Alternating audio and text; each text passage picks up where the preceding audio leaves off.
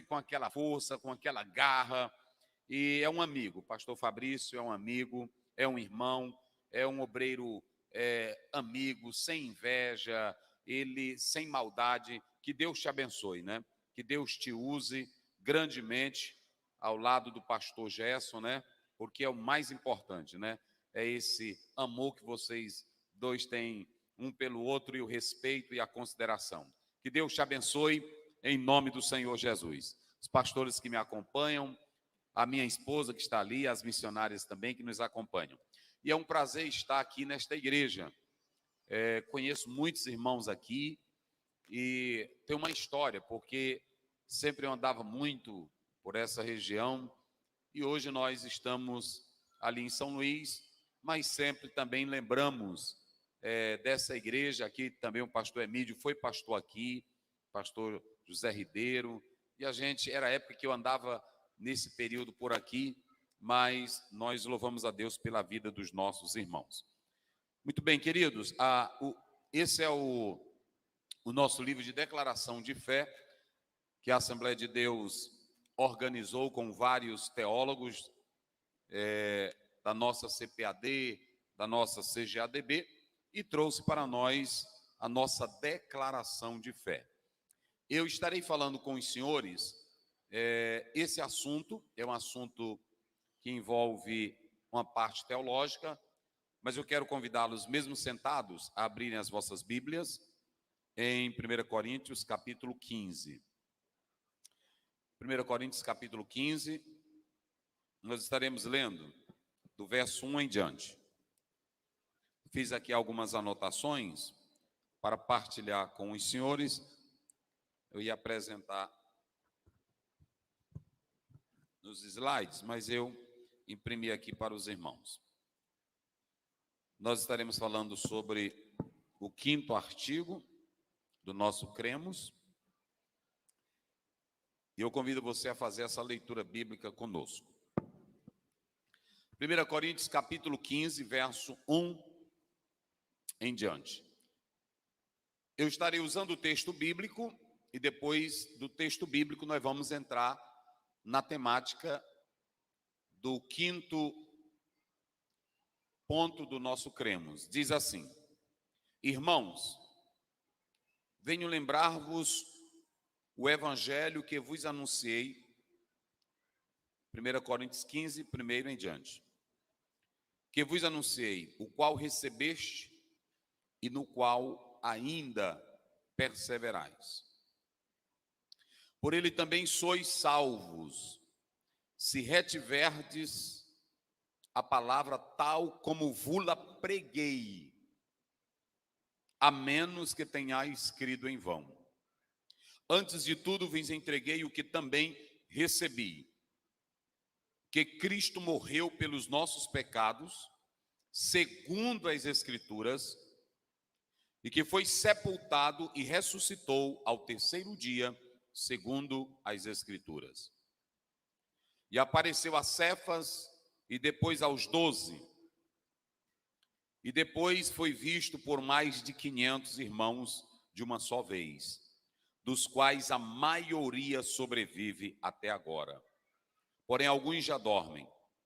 Depois fui visto por Tiago, por Tiago, mais tarde por todos os apóstolos. E afinal, depois de todos foi visto também por mim, como por um nascido fora de tempo. Porque eu sou o menor dos apóstolos, e que mesmo não sou digno de ser chamado apóstolo, pois persegui a igreja de Deus. Mas pela graça de Deus sou o que sou. A sua graça que me foi concedida não se tornou vã. Antes, trabalhei muito mais do que todos eles. Todavia não eu, mas a graça de Deus comigo.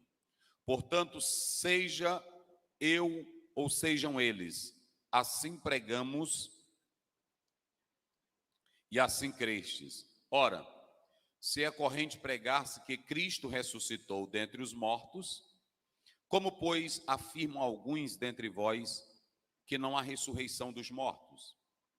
E se não há ressurreição de mortos, então Cristo não ressuscitou. E se Cristo não ressuscitou, é vã a nossa ou a vossa pregação. Se somos tidos por falsas testemunhas de Deus, porque temos asseverados contra Deus que ele ressuscitou a Cristo, ao qual ele não ressuscitou. Se é certo que os mortos não ressuscitam. Porque se os mortos não ressuscitam, também Cristo não ressuscitou. E se Cristo não ressuscitou, é vã a vossa fé. E ainda permaneceis nos vossos pecados. E ainda mais os que dormem em Cristo perecem. E se a nossa esperança em Cristo se resumir apenas a esta vida, nós somos os mais miseráveis dos homens. Muito bem. Meus irmãos, nós vamos trabalhar o nosso Cremos, o 5º artigo, a partir dessa leitura bíblica, que a mim ficou a responsabilidade de falar sobre as obras de Cristo. E as obras que nós iremos falar, em essencial, são as duas: a morte e a ressurreição de Jesus. Digam comigo, a morte e a ressurreição de Jesus. Só que eu quero dizer para os irmãos o seguinte: o nosso Cremos antigamente vinha e ainda vem no Mensageiro da Paz. Vocês vão ler assim, ó, lá quando vocês encontrarem, aí você tem assim, Cremos. Antigamente nós tínhamos com 12, depois 14. E é muito importante atentar para isso, porque o nosso Cremos, se vocês analisarem Deuteronômio, capítulo 6, versículo 4, nós temos o Shema, que é: ouve Israel, o Senhor teu Deus é o único Deus. Para combater a idolatria, para combater o politeísmo, para combater a falta de lealdade para com Deus, Deus, na verdade, estabeleceu um princípio para o seu povo: eu sou o vosso Deus. Só que eu quero dizer uma coisa para os irmãos. O Cremos e a declaração de fé, ela é muito importante. Mas você não pode ler isso aqui fora da palavra. Você tem que ler alinhado com a palavra. Porque senão vai acontecer aquilo que aconteceu depois da reforma. Eles pegam partes de um versículo, de onde extraem uma confissão de fé, e não ligam nem com o contexto, o texto, e aí eles se prendem apenas naquela pequena confissão. Então eu não posso pegar apenas uma confissão isolada e fazer dela meu cavalo de batalha. Eu tenho que pegar a minha confissão de fé, por exemplo, creio em Deus Pai, Deus Filho, Deus Espírito Santo. Porque, na verdade, a confissão de fé, ela é um resumo daquilo que nós cremos, mas não é tudo. É por isso que eu preciso ligar a parte com o todo. Senão eu vou viver apenas de pequenos itens da fé. Então eu tenho que atentar particularmente para isso. Se eu não atentar para essa particularidade, não vai funcionar bem. Eu vou dar um exemplo aqui para vocês. Quando Deus diz assim: ouve Israel, o Senhor teu Deus é o único Deus. Por que que Deus fez isso? Por que que Deus declarou isso? Porque Deus já havia tirado Israel do Egito, e lá no Monte Sinai havia feito uma aliança com Israel. Só que a aliança que Deus fez com Israel, ela era resultado de todo um benefício que Deus fez por Israel. Deus apenas não chegou, porque lá no texto está no imperativo cal, no hebraico. Você vai ver que o texto lá é imperativo. Ele está dizendo: ouve, que é obedeça, é escute.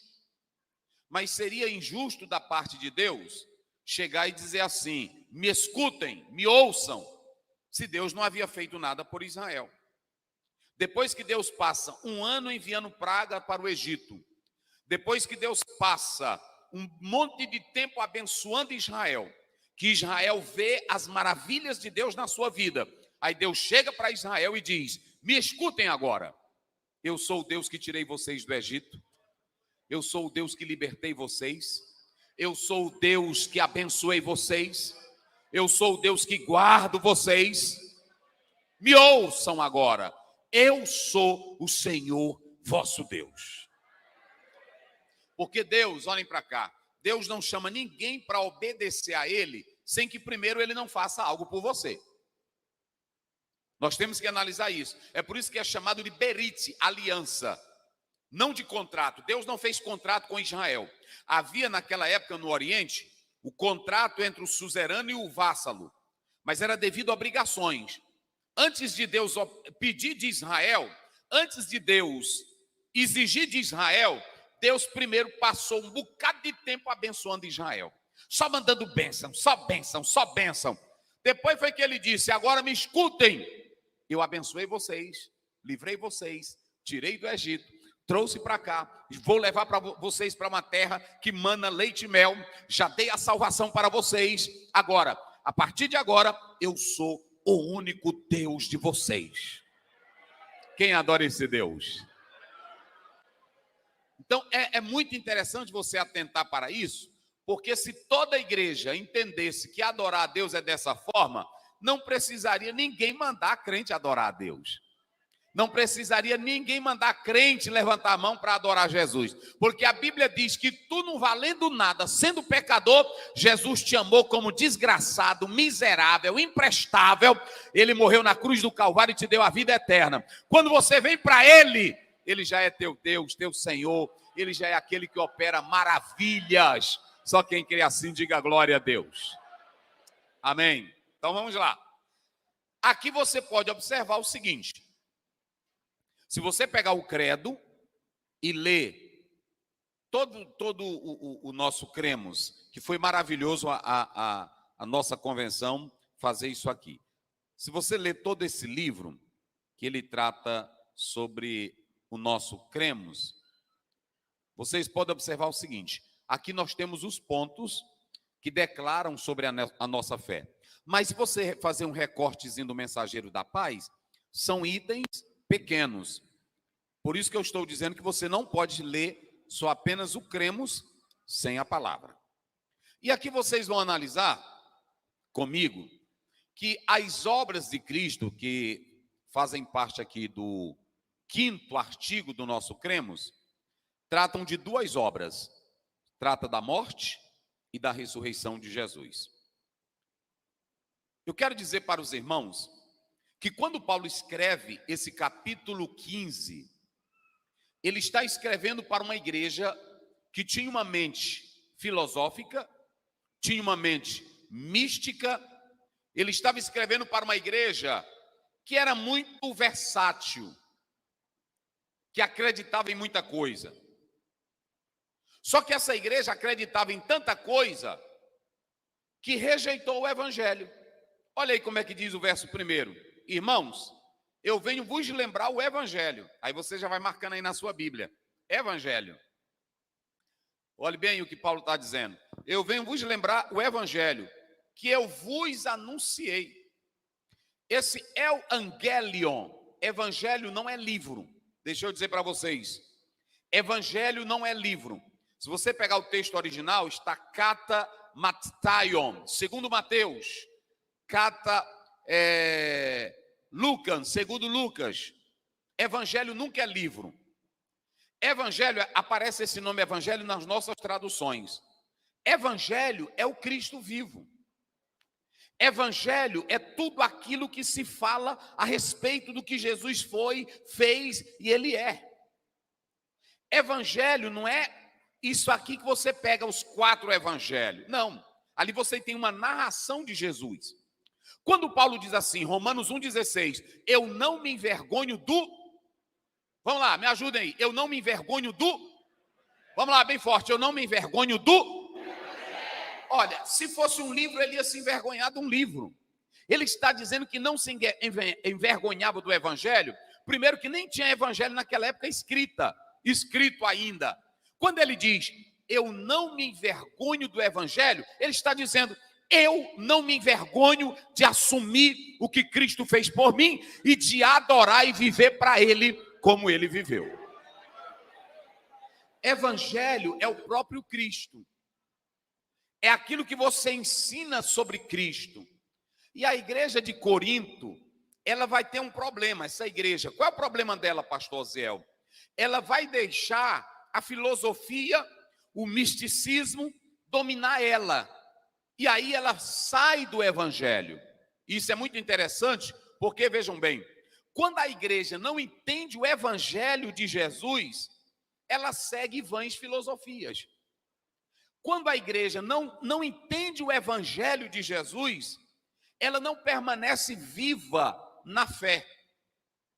E Paulo está dizendo, o evangelho que eu ensinei a vocês, o evangelho que eu preguei para vocês, que é Cristo, vocês não guardaram ele direito.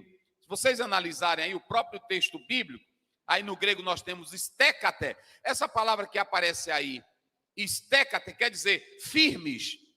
Se vocês tivessem guardado o evangelho, vocês estariam firmes. Se vocês tivessem guardado o evangelho, vocês não desistiriam. Olha, uma igreja que guarda evangelho, ela não vive de novidade. Obreiro que guarda evangelho não vive de novidade. Obreiro que guarda o evangelho, 30 anos, 40 anos, 50 anos, 60 anos, ele nunca desiste porque é Cristo dentro dele. Ele não depende de coisinhas. Quando o evangelho está dentro, que é Jesus dentro de ti, Paulo diz, quem recebe o evangelho fica firme. É assim. Vocês já observaram que hoje a maioria das nossas igrejas, elas precisam de novidades para elas sobreviverem? Vocês já observaram isso? Eu preciso sempre de uma novidade, e os crentes estão se acostumando a isso. Aí Paulo disse, eu preguei para vocês o evangelho de Cristo. E se vocês receberam o evangelho de Cristo, como eu ensinei, vocês vão estar firmes. Nada arranca vocês da fé. Se vocês receberam, vocês não vão se abalar. É assim, irmão, quem aceita Jesus de verdade. Né, pastor? Eu estou falando é quem aceita Jesus. Eu não estou falando de dar pulinho, não. Eu não estou falando de fazer gracinha. Eu estou na unção, estou no fogo. Não estou falando disso, não. Eu estou falando é de Jesus entrar. Eu estou falando é de Jesus viver dentro de você. Pode aparecer a novidade que quiser, pode aparecer o pregador que quiser, pode ter festa ou não ter festa, mas o evangelho que entrou dentro de ti, te deixa arraigado na igreja, firme. Só quem é firme aí, levante a mão e diga glória a Deus. Está aí, eita glória a Deus. Aí ele diz assim, e eu, meus irmãos, anunciei para vocês, e se vocês tivessem me ouvido, o interessante, irmão, aí você tem essa katérete no grego, olha, está aqui, ó, katérete, ele quer dizer, se vocês tivessem ouvido o evangelho, vocês iriam conservar, vocês iriam reter, e diga comigo, e não ia sair, bem forte, não ia sair, e não ia sair do rumo. Do rumo é esse aqui. Você já viu o jumento quando vai chegando perto de casa? Ele sabe o rumo ou não sabe? Sabe ou não sabe? Isso é bíblico, está lá em Isaías 1:3. Ele sabe até o caminho de casa. Quem tem evangelho já sabe o caminho de casa. É ou não é? Diga comigo, quem tem evangelho sabe o caminho de casa. Pode ter a igreja que tiver. Eu amo todas as igrejas, mas eu nasci na Assembleia de Deus. Meu rumo é a Assembleia de Deus. Não é porque eu não me acostumo mais. É porque Jesus não entrou. Não é assim? Eu não estou me adaptando na Assembleia mais, não. Perdeu o rumo. Evangelho saiu faz tempo. Sim ou não? Evangelho quando entra, que Jesus entra. Paulo está dizendo, se vocês tivessem, olha, não tem pregação bonita, não tem filosofia bonita, não tem argumento, não tem macumba, não tem crente que se vê um pastor fazer garrafada, ele vai atrás dele. Ali está o milagre, não é assim? Se ele vê o pastor botar um pano, ele vai atrás. Paulo diz, nada, quem tem evangelho, se Jesus já entrou, Jesus disse para a mulher samaritana, ei mulherzinha, quem bebe desse negocinho vem aqui, todo dia vem para cá. Agora, se beber do que eu der, vai se fazer uma fonte. Fonte! Que jorra! Eita, meus irmãos, é bom quando o evangelho entra. Oh, aleluia. Uma fonte! Que jorra para a vida eterna. Será que tu tem essa fonte? Aí. Eita, meus irmãos, é coisa boa. Não sai do rumo. É todo tempo no rumo. Aí Paulo prossegue. Se vocês tivessem recebido o evangelho, que é Jesus, a verdade de Jesus, vocês não saíam do rumo. E pastor, vamos assistir ali um culto na Batista? Eu posso ir. Amém. Respeito os irmãos batistas. E pastor, vamos ali na igreja católica. Eu posso ir também, por educação, não é assim? E pastor, eu quero, tinha uma senhora lá em Coroatá, que ela todo dia eu passava, e aí eu dizia, bom dia senhora, bom dia minha querida. Eu parava, conversava com ela. Macumbeira velha de primeira. E aí pronto, e ela dizia, pastor, e eu disse, minha santa, como é que está? Pronto.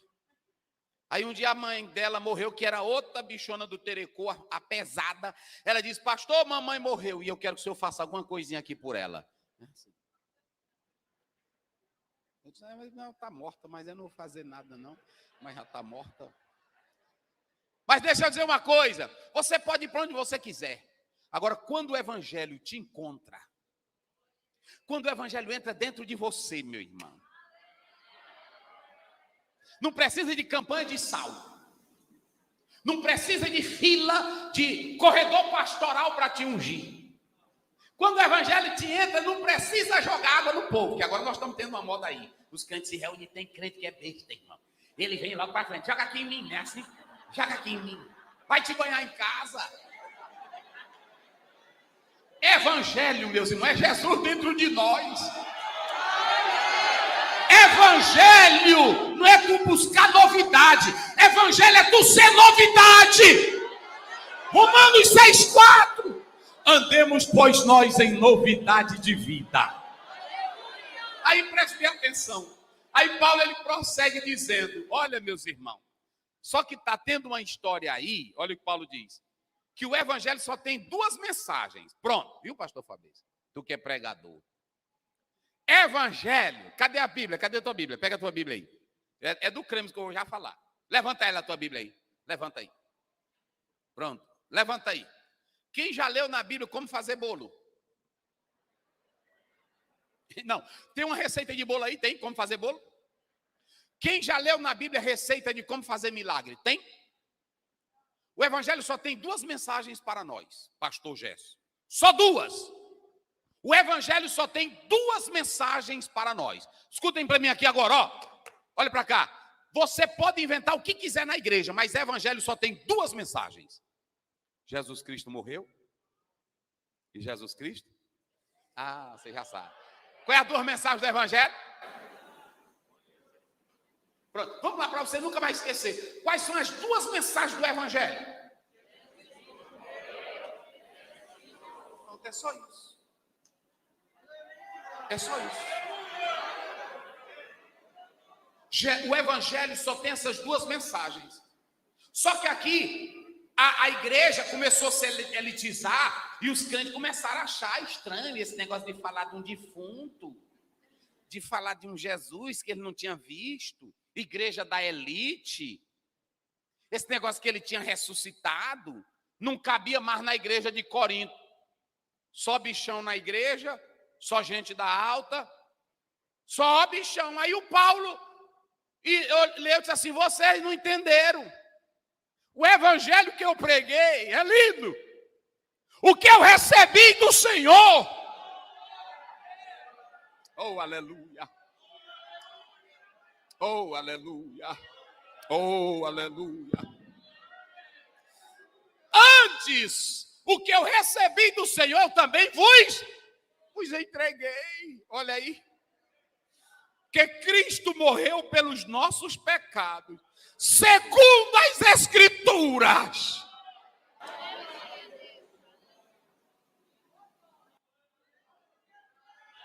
Irmão,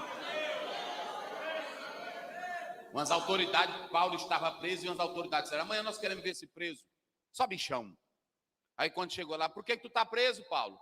É porque eu estou falando de Jesus, autoridade. Ele disse: como é isso? Jesus que morreu, ressuscitou há dias atrás aí. O senhor conhece a lei. Aí ele disseram: pronto, o homem está doido. Falando de um tal defunto, dizendo que o homem está vivo.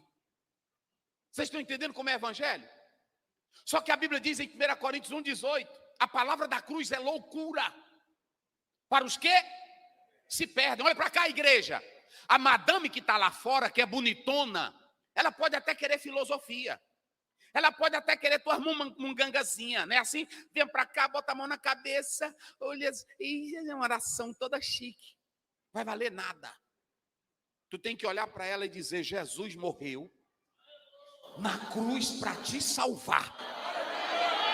E se tu não aceitares a Ele, está perdido. O Evangelho só tem duas mensagens: morte e ressurreição. Aí a igreja de Corinto, ela não queria mais. Queria mais a mensagem. Nós não queremos mais não, irmão. Vocês podem prestar atenção. Nós não queremos mais mensagem de ressurreição também, não. Pode observar que a coisa mais difícil hoje é pregador estar pregando sobre morte, ressurreição de Jesus, sacrifício de Jesus. Não é mais não. A maioria das pregações hoje é: Jesus vai mudar a tua vida, se a empresa está quebrada, venha que você vai ver. Venha que você vai ver. Teu casamento está ruim, teu marido não está te amando, vem para cá também.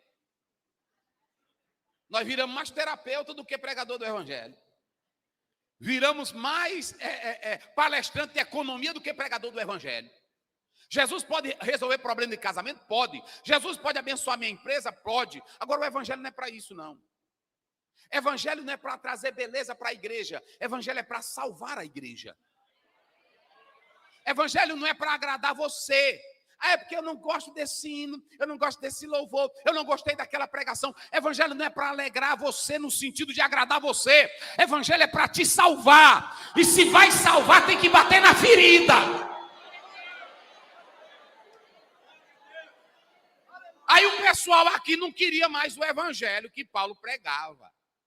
Aí Paulo, olha para cá, irmãos. Paulo começa dizendo: toda a estrutura da nossa fé, pastor Gesso, obreiros aqui de Vitorino, toda a estrutura da nossa fé, ela só está firmada em dois pilares. Quais são os dois pilares? Ah, tu já disse. Morte e ressurreição de Cristo.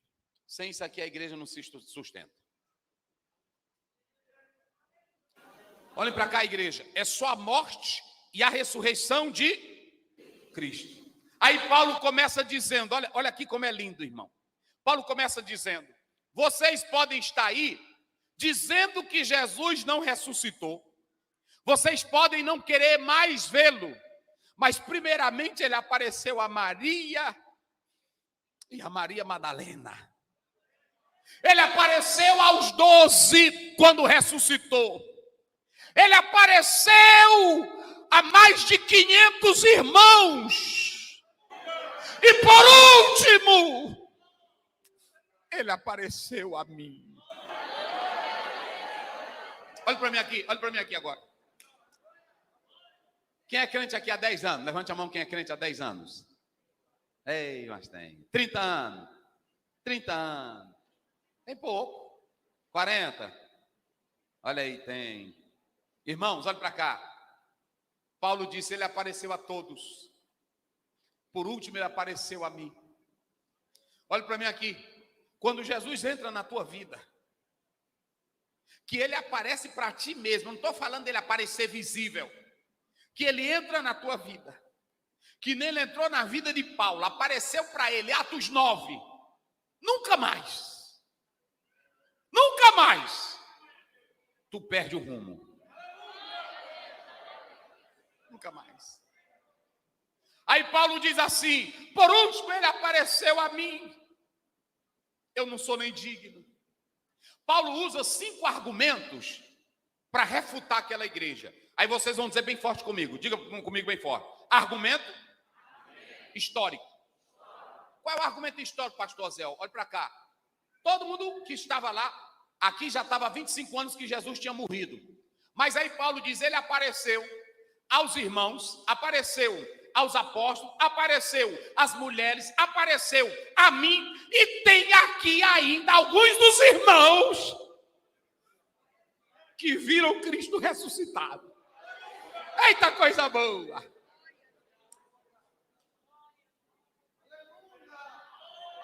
Primeiro argumento é o histórico, não é ilusão, não é historinha, é real. Jesus morreu e Jesus ressuscitou e muitos crentes viram ele. Ele ficou 40 dias andando com os crentes, ensinando os crentes. Eita coisa boa. Eita coisa boa, meus irmãos. Segundo, diga comigo, argumento doutrinal. Romanos 5,12, a Bíblia diz assim: a morte entrou e passou a todo mundo. O primeiro Adão trouxe o pecado. O primeiro Adão trouxe a morte. O primeiro Adão trouxe a desgraça. Agora o segundo Adão, ele traz a vida. O segundo Adão vence a morte. Jesus venceu a morte. Só quem pode glorificar a Deus. Eita, meus irmãos.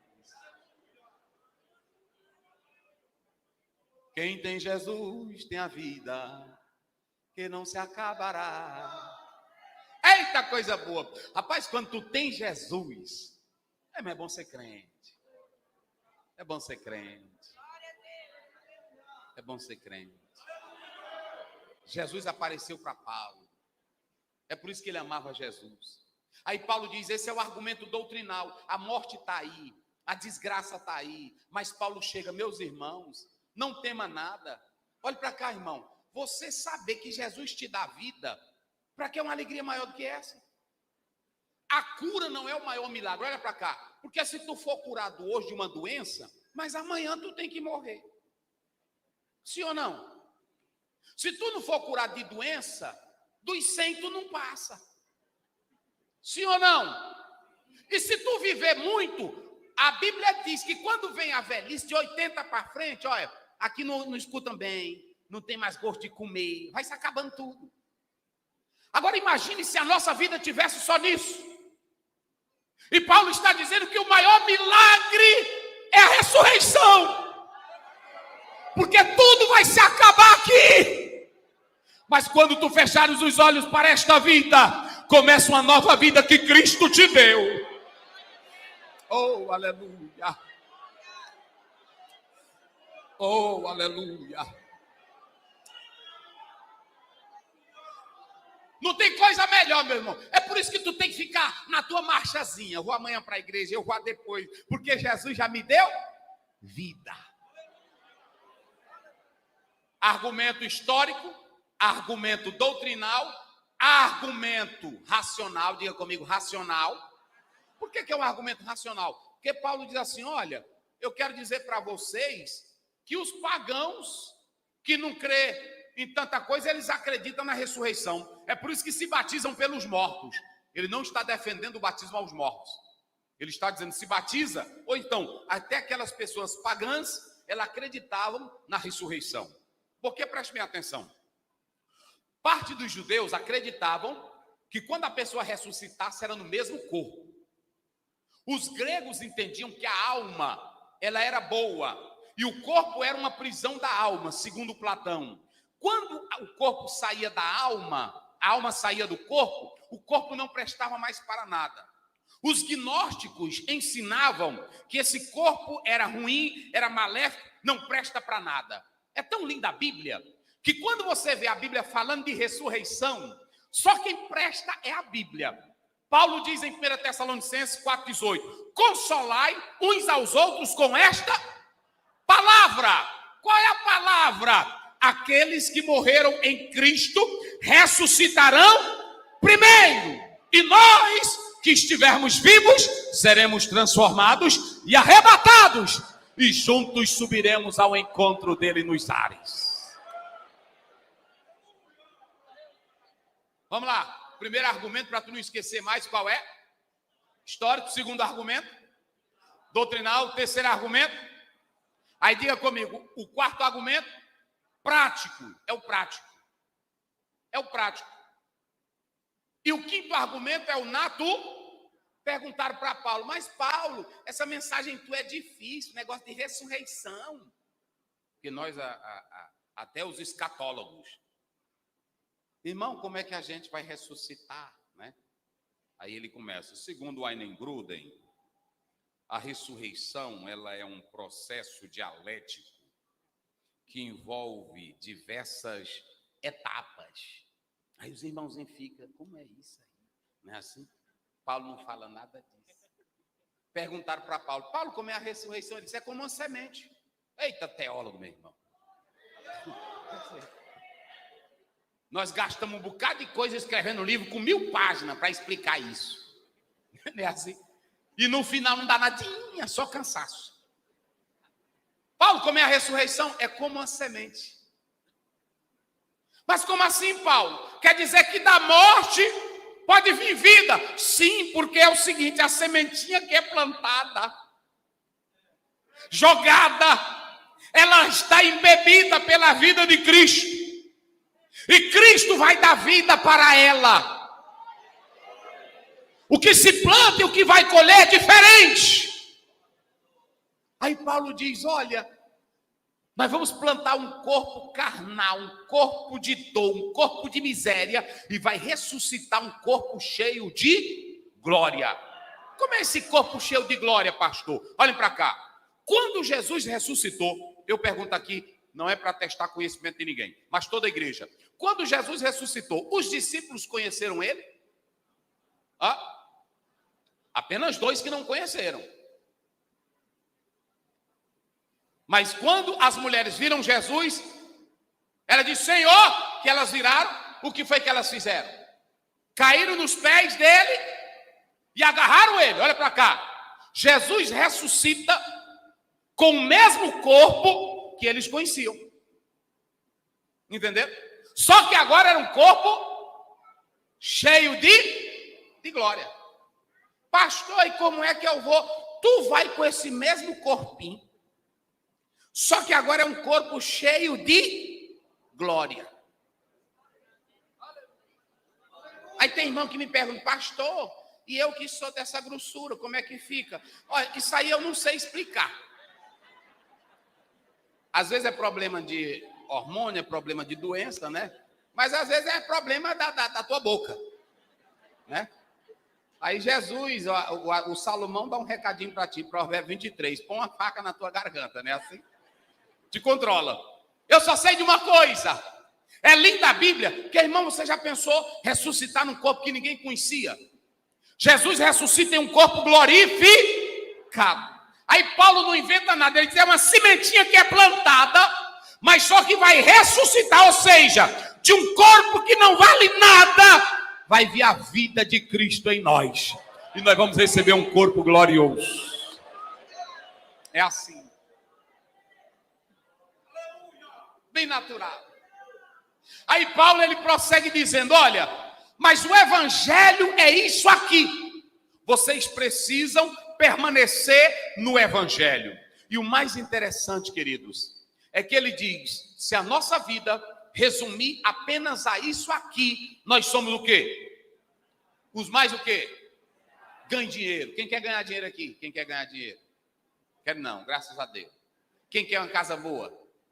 Quero também não. Irmão, isso não é pecado não, você pode querer dinheiro. Pelo seu trabalho, pela sinceridade. Casa boa também, você pode querer. Agora deixa eu dizer uma coisa, só tem 2 coisinhas que movem a igreja. Vocês sabem o que faz crente vir para a igreja? Vocês sabem o que faz crente glorificar? Vocês sabem o que faz crente se congregar? Só são 2 promessas, a morte e a ressurreição. No capítulo 15, verso final, Paulo diz, meus irmãos, sede firmes e sempre o quê? Abundante. Olha para cá. Porque, digamos, nós podemos ter culto de vitória, nós podemos ter tarde de avivamento, nós podemos ter tarde de poder. Mas imagine, nem todo dia você recebe bênção, nem todo dia você recebe milagre e nem todo dia você recebe cura. E pode ser que em uma desses eventos você até morra. Agora, qual é a vantagem? A vantagem é que se você tem a certeza da vida eterna e da ressurreição em Cristo Jesus, você está garantido para toda a eternidade. Quem pode glorificar a Deus? Feito isso, eu coloquei aqui algumas coisas que eu quero falar com os senhores. A primeira, qual é o propósito de um credo? Eu creio que vocês ouviram falar sobre credo. Credo. Deixa eu explicar uma coisa para vocês. Os credos são interpretações precisas e autorizadas das Sagradas Escrituras. Esse termo, na verdade, ele vem do latim. Credo quer dizer crença. Diga comigo, credo quer dizer crença. Credo quer dizer o quê? Confissão. O credo não nasce a gente escrevendo credo. Por exemplo, aqui a gente só tem a normatização. Mas o credo é no momento em que você aceita Jesus. Quer ver um exemplo? Quem pode me ajudar aí? No microfone, na Bíblia. Vamos ler Romanos 10, verso 9. Quem encontrou aí, já pode ler. Vamos lá. Romanos 10, verso 9. Rapidinho. 10, verso 9 e o verso 10. Como é que diz? Se com a tua boca confessares... Se com a tua boca confessares... Jesus como Senhor... Isso. E em teu coração creres... Isso. Que Deus o ressuscitou dentre os mortos... Isso. Serás salvo. Olha para cá, como é que a gente é salvo? É porque a gente primeiro lê um credo, é assim? Como é que a gente é salvo? Vamos lá, me ajudem. Participem comigo. Como é que a gente é salvo? Vocês estão estudando o credo. Mas antes de existir o credo, não existia credo. Existia a fé em Jesus. O que foi escrito foi só para normatizar. Com a tua boca, se tu confessares, serás salvo. Agora leia Mateus 10, 34, por favor. E você pode marcar na sua Bíblia para você não esquecer mais. E nós vamos falar sobre isso. Vai lá. 10, 34. 12, 34. Isso, é 12. Depois a gente lê o 10. 12, 34. Depois 10, 32, 33. Raça de víboras, como podeis falar coisas boas, sendo maus? Porque a boca fala do que está cheio o coração. Se eu pegar um credo e eu ficar aqui na igreja, creio em Deus Pai, creio em Deus Filho, creio em Deus Espírito Santo, creio na Trindade, creio... Não tem igreja que faz assim? Mas credo sem transformação interior não vale nada. Observem que muitos acreditavam em Deus, mas João Batista e Jesus Cristo chama de raça de víboras. A boca fala do que o coração está cheio. Mateus 15, 19. Se o teu coração não for transformado, a tua confissão é só de lábios. Esse povo honra-me com os lábios, mas o coração está o quê? Longe de mim. Vamos lá, 10, 32, 33. Como é que diz? Portanto, todo aquele que me confessar diante dos homens, Isso. também eu o confessarei diante de meu Pai, que está nos céus. Mas aquele que me negar diante dos homens, Isso. também eu o negarei diante de meu Pai, que está nos céus. Então prestem minha atenção que aí é confissão. Para finalizar, vamos ler Atos 8. Você pode ver aí a palavra do Senhor, verso 37 de Atos. 8, 37. Como é que diz? Aí nós temos a crença que já faz parte do credo, que vem a expressão trinitariana. Deus Pai, Deus Filho e Deus Espírito Santo. Como é que diz? Filipe respondeu: Sim. é lícito se creres de todo o coração. E respondendo ele disse: creio que Jesus Cristo é o Filho de Deus. Pronto. Eu creio em Deus Pai, eu creio em Deus Filho e eu creio em Deus Espírito Santo. Observem que os credos são extrações que se tiram da palavra de Deus. Ninguém aceitou Jesus tendo um credo, aceitou a Jesus pela fé confessando. Com o passar do tempo, obrigado, pastor. Com o passar do tempo, veja a definição que eu coloquei aqui, esse termo do latim significa crer, depositar confiança. Então você crê em Jesus, primeiro vem o ato de confessar, depois é que a igreja vai regularizar o que nós chamamos de credo. Mas primeiro é a tua confissão. Aí pergunta, e pastor, por que a igreja, ela criou credo? Agora nós vamos lá, escutem bem. Os credos foram criados ao longo de um processo histórico, que eu não tenho como explicar tudo aqui esta noite, porque aqui tem que envolver a história da igreja, tem que envolver a tradição religiosa, tem que envolver os pais da igreja. Foram esses homens, olhem bem para cá, irmãos, foram esses homens lá atrás que começaram a sistematizar esses documentos, porque a palavra credo, ela também fala de símbolo, ok? Essa palavra no grego, ela quer dizer junto.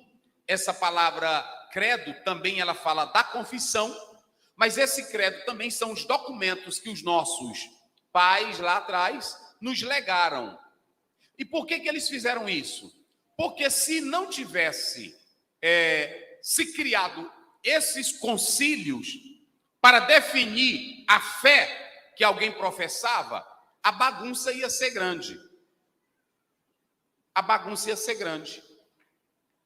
Por exemplo, todo mundo crê em Jesus.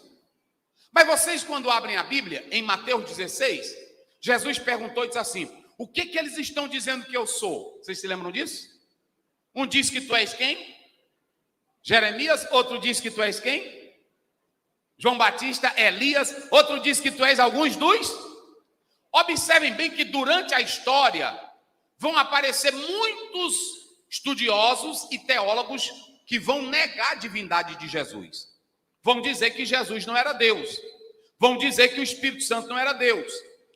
Muitos teólogos entraram nisso. Então surgiram homens de Deus que começaram a debater isso e bater o martelo. Olha, nós cremos é nisso aqui. Nós acreditamos nisso aqui. Então pronto.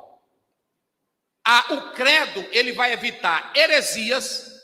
O credo vai evitar distorção doutrinária, e o credo vai dizer para você como realmente nós cremos. É por isso que quando você desce as águas, o pastor pergunta, você crê que Deus enviou seu filho para lhe salvar? Aí você diz, eu creio. Você crê que Deus é o soberano Senhor do universo? Aí você diz, eu creio. Lá mesmo, se vocês analisarem, já no 2º século, nós vamos observar isso. Quando vai surgindo Marcion, ele cria uma doutrina, um ensino, que o mundo era sustentado pelos demiurgos, pelos deuses. E ele rejeitava o Deus de Israel. Ele rejeitava muitas cartas do Novo Testamento. E ele não via Deus como soberano. Quando veio o credo, o primeiro credo, o credo apostólico. O primeiro credo, o apostólico é assim, Deus soberano. Creio em Deus Pai soberano. Então ali você pode observar que os cristãos disseram, nós não cremos nos deuses que Márcio está falando, nós cremos no Deus Pai, Criador dos céus e da terra. Então o credo, ele vem para sistematizar essa doutrina. Segundo lugar, eu coloquei aqui, os ensinos errados no processo histórico sobre Jesus foram muitos. Eu coloquei aqui, por exemplo, o docetismo. Essa palavra grega que quer dizer parecer. Eles diziam que Jesus Cristo, e aí eu coloco aqui o Marcion, os gnósticos, lá no final do 1º século, eles diziam que Jesus Cristo não era homem. Ele parecia ser um homem, não era real. E se Jesus não era um homem, quem morreu na cruz? E se Jesus não era um homem, ele era um fantasma. O sacrifício de Jesus na cruz, então, não valeu nada. E aí vocês podem analisar que esse ensino aqui, ele vai ser totalmente combatido por João. Se vocês analisarem João 1,14, ele diz, o verbo se fez carne e habitou entre nós. Aí você tem outro grupo que nega Jesus Cristo. Ele acreditava que Jesus era simplesmente um homem natural, filho de José e Maria. Aí você tem os ebionistas. E aí vocês podem observar que eles ensinavam que Jesus era filho de José e Maria, e apenas no batismo ele é escolhido e ele é eleito para ser o Filho de Deus eterno. Então perceba que ele nega o lado soberano de Jesus. Aí você tem o arianismo, esse batia de frente com a eternidade de Cristo. Ele negava, dizendo que Jesus Cristo, o Filho unigênito, ele tinha um começo. Ele dizia que a natureza de Jesus era semelhante à do Pai, não igual. Por isso que, na verdade, há uma complicação nesses ensinos. Então você tem o docetismo, Jesus apenas, ele aparenta o ebionismo, Jesus era filho natural, não sobrenatural, não tinha deidade. E o arianismo também batia de frente com a eternidade de Jesus Cristo. Você tem o apolinarismo. Esse dizia que a humanidade de Jesus, ele ensinava que Jesus ele tinha um corpo humano, uma alma humana, e que o Logos divino assumiu o lugar do espírito humano. Ou seja, esse Logos dominava o corpo e dominava a alma de Jesus. Aqui ele está provando que Jesus não era Deus eterno. Nestorianismo dizia que Cristo estava dividido em duas pessoas. Ele tinha apenas a aparência ou a forma. E em sexto lugar, o monofisismo. Dizia que Cristo tinha apenas uma natureza. Olhem bem para cá. Ao longo da história foram negando a Cristo. E aí nós temos diversos concílios que vão surgir e vão bater de frente contra essas normas, esses ensinos. Aí o credo, ele vem para ratificar que Jesus Cristo era o Filho de Deus, era Deus e é o Senhor das nossas vidas. É por isso que foi necessário esses ensinos. Pode ler aí, pastor, 1 Timóteo 3,16, só para os irmãos terem uma ideia. O Irineu dizia que quando se for estudar sobre Cristo, a nossa mente não pode aquilatar, a nossa mente não pode mensurar pelo lado humano a revelação de Jesus. Isso aqui é pela fé. E olha o que Paulo diz, vamos lá. Paulo diz, como é que diz? 3,16. Evidentemente, grande é o mistério da olha aqui, piedade. ó. Grande é o mistério da piedade.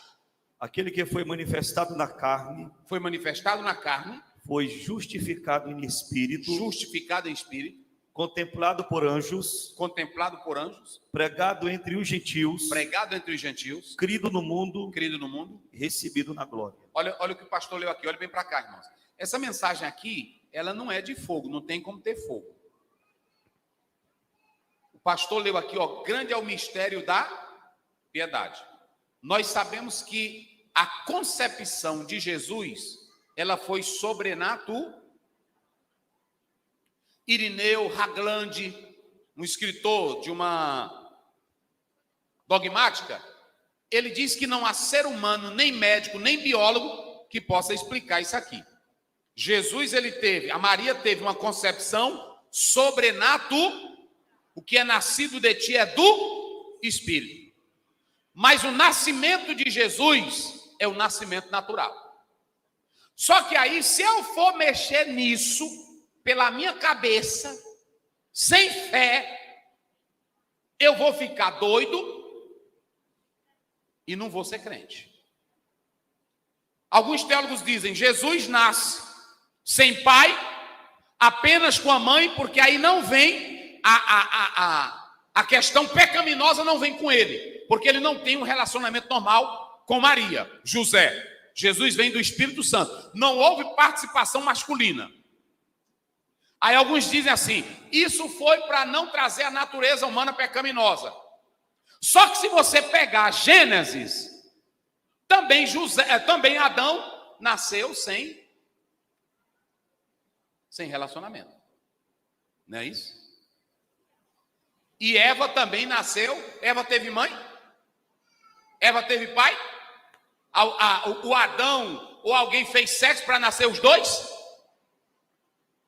É por isso que tem teólogo que diz que tem raças anteriores a Adão, que nós não cremos que vai dar um problema na Bíblia que ninguém resolve. Porque Paulo diz em Romanos 5,12 que pelo homem entrou o pecado E se esses outros ficaram lá, eles são iguais a Jesus.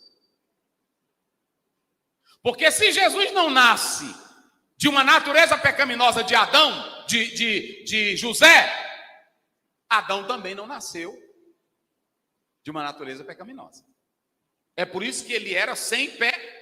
Ele tinha potencialidade para pecar. Adão tinha potencialidade para pecar, como pecou. A Bíblia diz em Pedro que Jesus era sem pecado. Mas eu pergunto, Jesus tinha a capacidade para pecar, sim ou não? A igreja me responda aí, sim ou não? Alguns teólogos dizem que não. O liberalismo diz que Jesus ele tinha capacidade e pecou. Os liberais, nós não acreditamos. A Bíblia diz que nele não se achou pecado.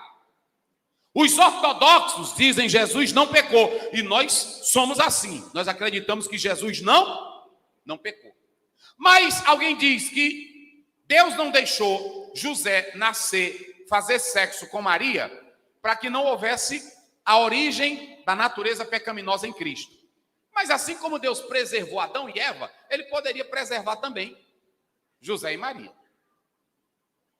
É assim que diz Charles Hodge. Agora, o que eu quero dizer aqui é o seguinte, é que se você for crer nessas coisas e procurar ser crente nisso, tu não vai dar mais glória a Deus. Porque tu vai ficar perguntando, meu Deus, como é que dá esse negócio? O Espírito Santo vem e joga na Maria, sem homem, e como é que dá esse negócio aí? Não tem como não. É por isso que Paulo diz, grande é o mistério da... E aí se você for para a elite social, eles vão dizer assim, olha, esse conto aqui é um conto mitológico, é como os deuses gregos, que era assim também na Grécia. Olhe para cá, evangelho não é filosofia, evangelho não é tu bater cabeça, evangelho é Jesus entrar dentro de ti e tu aceitar e sentir ele na tua alma. Não tem nada que pode contestar isso, Jesus viver dentro de você. E aí a briga é grande, porque vocês vão pegar Isaías 7,14 e os teólogos, eles vão misturar a ideia de virgem, e aí vai complicar o negócio. Mas a nossa ideia não é esta. A nossa ideia é acreditar que Jesus Cristo é o Filho de Deus e nós adoramos Ele como Deus. Obrigado, pastor. Então a igreja, ao longo do tempo, ela foi criando documentos. Lá nos concílios, Concílio de Niceia 325, Concílio de Calcedônia, Concílio de Éfeso, todos esses concílios, eles foram rebatendo esses teólogos e estudiosos que negavam a divindade de Cristo. E daí surgiram os credos. Os credos como confissão. Nós acreditamos é assim, assim, assim e assim. Esses credos ajudam a evitar meninice, ajuda a evitar distorção doutrinária. É por isso que elogiaram, já de modo tardio, a Assembleia de Deus fazer isso aqui. Porque lá atrás, se nós tivéssemos feito isso aqui há muito tempo, estaria melhor para a igreja. Vou dar um exemplo aqui. Espírito Santo, todo mundo perguntou. A gente adora o Espírito Santo, a gente ora para o Espírito Santo, ele não é Deus na Trindade? É. Mas só que eu tenho que entender que cada um tem um papel na Trindade. O Pai cria, o Filho redime e o Espírito santifica e glorifica a obra que Jesus fez. Então, quando eu vou orar, eu oro agradecendo ao Deus Pai, mas eu oro agradecendo ao Deus Filho pela redenção e pela salvação. Por isso que Jesus diz, tudo quanto pedires em meu nome. Agora, o Espírito Santo hoje, eu adoro Ele. Eu glorifico a Ele, Ele tem um papel, mas quando eu me dirijo a pedir alguma coisa, eu peço a Jesus, porque toda a obra do Calvário, no Calvário, quem foi que realizou? E o Espírito Santo só glorifica o que Jesus fez. E aí Jesus diz, quando Ele vier, Ele vos ensinará todas estas coisas. Então aqui você pode observar que a igreja, ao longo do tempo, criou esses documentos para evitar os exageros. Então, os dois pilares da nossa fé cristã é que Jesus morreu e ressuscitou corporalmente. Nenhuma religião do mundo, olha aqui, ó, nenhuma religião do mundo tem um credo como esse. Quando Paulo diz, ele morreu e ressuscitou, segundo as Escrituras, é segundo Isaías 53.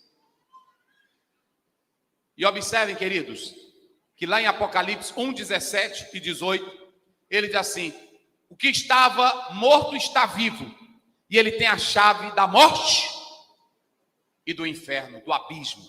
Então preste bem atenção, aqui está o primeiro pilar. Não tem uma religião no mundo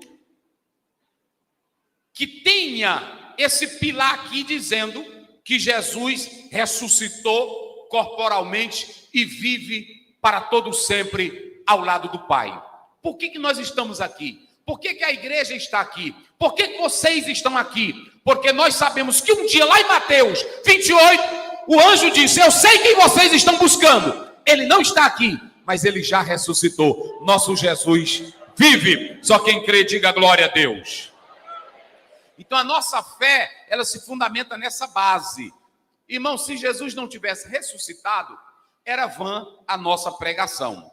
Então, nós podemos analisar isso. Segundo, a dimensão cósmica e teológica da morte de Cristo. Quem morre por nós na cruz é um justo. Quem foi que morreu na cruz, pastor Zéu? Deus ou Jesus? Me lembra aí para mim já encerrar. Quem morreu na cruz? Deus ou Jesus? Um homem ou Jesus? Vamos lá, me ajudem. Quem morreu na cruz? Olha, Jesus. Mas Jesus era um homem, sim ou não? Chamado teantrópico, Deus, homem. Homem, Deus. E aí, por isso que eu disse que é complicado. E aí você precisa tão somente ter fé. Quem é que morre na cruz? Se morresse só um homem justo, não traria salvação. Jesus não era só um homem. É por isso que eu disse que o nascimento de Jesus é diferente, porque Gênesis 3,15 diz, da semente da mulher nasceria um, mas quem nasce da semente da mulher não tem participação do homem, masculina. Só a feminina com o Espírito Santo. Então quem é que vai para a cruz? E se você pegar Tiago, ele diz, Deus não pode ser tentado. Quem tentou Jesus lá no capítulo 4 de Mateus, não foi o diabo? Então, se Deus não pode ser tentado, quem foi tentado ali? Foi o homem ou foi Deus? Claro que Jesus era Deus homem. Ali é tentado um homem, não simplesmente um homem natural, mas um Deus homem. Quem vai morrer na cruz não é apenas um homem, vai morrer o Deus homem, Jesus Cristo. Agora, a base dessa ressurreição é que eu preciso compreender que além da sua morte, nessa morte estava envolvido o sacrifício. Ouçam bem, Jesus não morre por morrer, ele morre para cumprir um sacrifício e a santidade exigida do Pai. Então, quando eu falo da morte de Cristo, eu tenho que entender que o Jesus que morre na cruz é aquele que se sacrifica para me dar a vida eterna como Filho de Deus. E aí é interessante que esse sacrifício, ele é chamado de propiciação. Propiciação, essa palavra quer dizer, na verdade, aplacamento, tranquilização. Por que você pode ficar tranquilo hoje na igreja? Porque o Pai aceitou, não foi você. O Pai aceitou você pelo sacrifício de Jesus Cristo, o Filho de Deus. É por isso que você não precisa fazer nada para obter a salvação. Você precisa apenas crer e viver o Evangelho pela fé em Cristo Jesus. Ah, eu vou fazer isso para ser salvo. Eu vou fazer isso para acrescentar mais a minha salvação. Não, senhores. O sacrifício de Jesus agradou ao Pai. Quando você aceita pela fé o sacrifício de Jesus, você já está perdoado e o Pai te aceita. Então você tem aqui a dimensão teológica da morte e da ressurreição de Cristo. Ela é compreendida historicamente nos evangelhos. E em Atos e nas epístolas e no Apocalipse você tem o aspecto da doutrina. A morte e a ressurreição de Cristo é um processo revelativo nas páginas do Velho Testamento, que se vê por meio de símbolos, tipos, figuras do tabernáculo. Tudo que tem no Velho Testamento, você tem a prefiguração da morte de Jesus Cristo, através do tabernáculo, através dos símbolos, através do tipo, através da mensagem profética. E aí vem a importância dessa morte de Jesus, que é chamada morte vicária. Vicária aqui, na verdade, essa palavra expiação é um cumprimento de uma pena. E já a palavra vicário é aquele que faz às vezes de outrem. Jesus, ele cumpriu em nosso lugar. Qual é o significado da expiação? Substituição. Jesus Cristo, ele toma os nossos pecados, ele é o cordeiro substituto para perdoar os nossos pecados. A ideia da substituição, ela é bem vista de modo tipificado e figurado nos sacrifícios que eram realizados. E aí tem aquela ideia da transferência, colocar a mão na cabeça do animal, que passava o pecado para o animal, ele se tornava a vítima da culpa. Jesus vai ser isso. Eu coloquei aqui que nós temos o exemplo do Cordeiro Pascal de Êxodo 12, nós temos o exemplo de João 1,29, eis o Cordeiro de Deus que tira o pecado do mundo. Agora preste minha atenção. E qual é a bênção da expiação, pastor Zéu? Podemos compreender as bênçãos da expiação que Cristo trouxe para nós. Deus aceitou esse ato de purificação pelos nossos pecados. Na expiação, a ideia primária era cobrir. Levítico 17:11. Agora, nós temos também, era um ato no qual o pecado era expiado. No Novo Testamento, nós temos o mesmo princípio velhotestamentário. A Bíblia diz que sem derramamento de sangue não há remissão de pecados. Os benefícios, primeiro, a morte de Cristo foi uma substituição pelos pecadores. A remissão dos pecados, reconciliação com Deus e propiciação para Deus. Eu estou indo rápido aqui. As bênçãos da propiciação, Jesus trouxe essas bênçãos para nós. E aí você tem o perfeito sacrifício de Jesus, que na verdade Paulo diz que ele veio na plenitude dos tempos para resgatar todos que estavam debaixo da lei. O sacrifício dele foi perfeito e nos deu a vitória. E por último aqui eu tenho a ressurreição de Cristo. Nós cremos e ensinamos que o nosso Senhor e Salvador ressuscitou dentre os mortos ao terceiro dia, conforme diz as Sagradas Escrituras. Segundo Atos 2:32, podemos notar que isso foi feito mediante muitas provas infalíveis. Ao se dizer, segundo as Escrituras, salienta que tudo aconteceu conforme o propósito de Deus, como estava no Velho Testamento. Quer dizer que tudo foi de acordo com o querer do Pai. E essa é a grande base da fé da igreja, a morte e a ressurreição de Cristo. Caso Jesus tivesse permanecido na sepultura, não se poderia falar do Evangelho, não se poderia falar de morte expiatória, não se poderia falar de propiciação, não se poderia falar de estrutura teológica. Mas hoje a igreja pode pregar que Jesus Cristo vive, que Ele cura, que Ele é Senhor, que Ele é Salvador, porque Ele está vivo e vive para todos sempre. Querida igreja, é assim que nós cremos, é assim que nós vivemos. Então, eu fiz aqui um resumo desse capítulo 5 do nosso Cremos, que baseia as duas obras, a morte e a ressurreição de Cristo Jesus. Quando você vai para a morte de Jesus, ele não foi a ideia de um desmaio, a ideia, como eu falei aqui, nada disso. Jesus, ele foi sepultado. Ele não desmaiou, ele foi sepultado.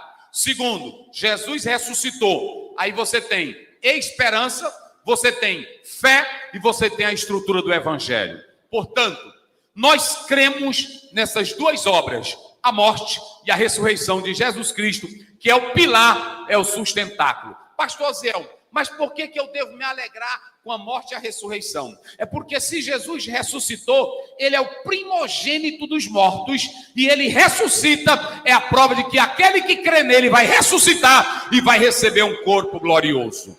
Portanto, viva essa fé e que Deus te abençoe em nome de Jesus. Amém.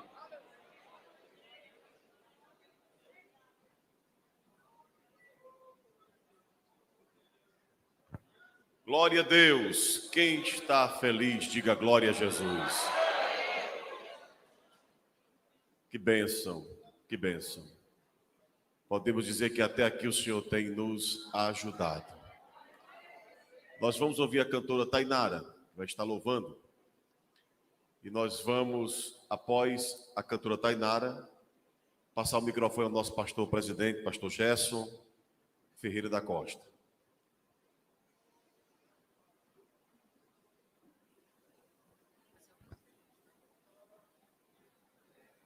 Senhor, pastor. Aleluia. Eu cumprimento a amada igreja de Deus com a paz do Senhor. Confesso que eu não vinha, né? Cheguei bem tarde de Turiaçu, muito cansada, mas fiz um esforço para estar aqui, porque é uma noite abençoada para nós aprendermos mais do Senhor. Louva a Deus com a canção 545, eu quero que você louve a Deus comigo assim.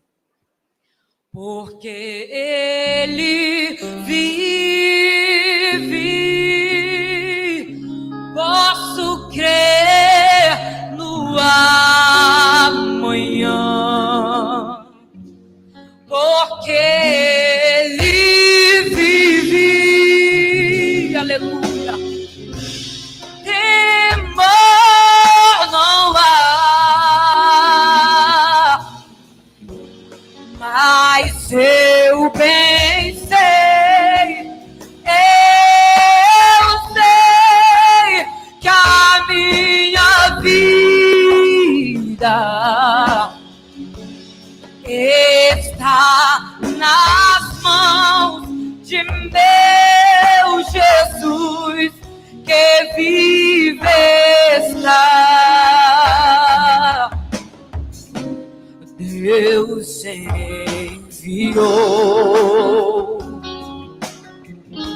seu Filho amado para perdoar. Louva a Deus comigo, igreja do Senhor, para me salvar. Na cruz morreu por meus e pelos teus pecados, mas ressurgiu e vivo com o Pai está, porque Ele vive. Eu posso crer no amanhã, Ele está vivo, porque Ele vive. Temor não há,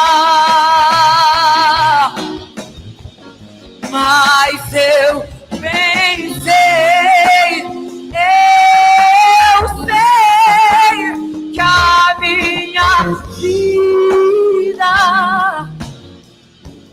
está nas mãos de meu Jesus, que vive está. E quando enfim chega a hora em que a morte, aleluia, enfrentarei